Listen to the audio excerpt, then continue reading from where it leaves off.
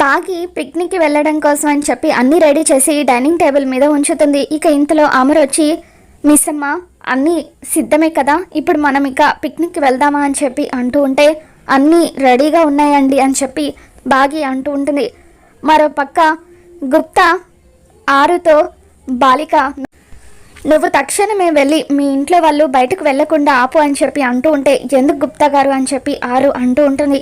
ఇది ప్రశ్నలు అడుగు సమయం కాదు అని చెప్పి గుప్తా అంటూ ఉంటాడు. ఇప్పుడు కనుక నువ్వు మీ ఇంట్లో వాళ్ళను బయటకు వెళ్లకుండా ఆపకపోతే జరగబోయే మూల్యానికి నువ్వు చాలా కోల్పోతావు. ఎందుకు వాళ్ళని బయటకు వెళ్లకుండా ఆపలేకపోయానా అని చెప్పి నువ్వు ఆత్మగా ఉన్నన్ని రోజులు బాధపడతావు. ఎందుకు చెబుతున్నానో అర్థం చేసుకో బాలిక. వెళ్ళి నీ కుటుంబంలో వాళ్ళు బయటకు వెళ్లకుండా ఆపు అని చెప్పి గుప్తా ఆరుని హెచ్చరిస్తూ ఉంటాడు.